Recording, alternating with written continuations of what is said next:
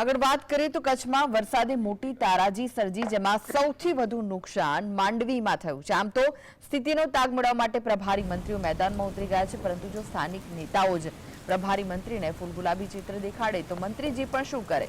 માંડવીમાં મંત્રી પ્રફુલ પાનસુરિયા સ્થિતિનો તાગ મેળવવા માટે ગયા તો તેમને ઓછા અસરગ્રસ્ત વિસ્તારોમાં જ ફેરવવામાં આવ્યા।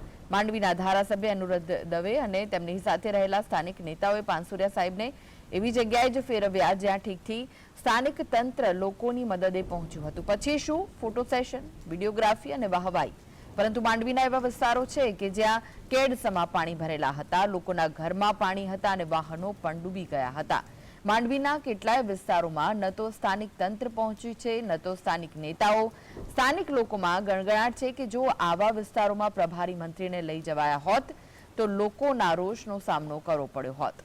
એટલે સ્થાનિક નેતાઓએ જ્યાં ઓછા પાણી ભરેલા છે તેવા જ વિસ્તારોમાં પ્રભારી મંત્રી પ્રફુલ પાનસરિયાને ગોળ ગોળ ફેરવ્યા હતા।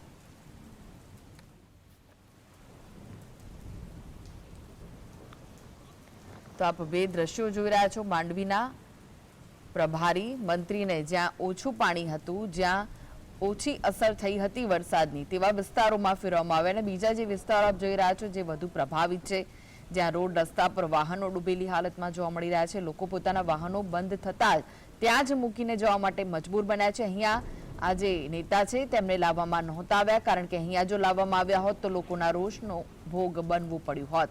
એટલે બે દ્રશ્યો માંડવીના એક એવો વિસ્તાર કે જ્યાં ઓછું પાણી ભરાયું છે અને ત્યાં જ આ નેતાને ફેરવવામાં આવ્યા અને જે ચિત્ર છે તે બતાવવામાં આવ્યું, અને બીજા જે દ્રશ્યો છે જ્યાં ખરેખર અસર થઈ છે આ ભારે વરસાદની, જ્યાં લોકોના ઘરોની અંદર પાણી ઘૂસી ગયા છે, રોડ રસ્તા જાણે કે પાણીમાં ગરકાવ થયા છે, તેવા દ્રશ્યો છે, ત્યાં આ મંત્રીને નહોતા લઈ જવામાં આવ્યા।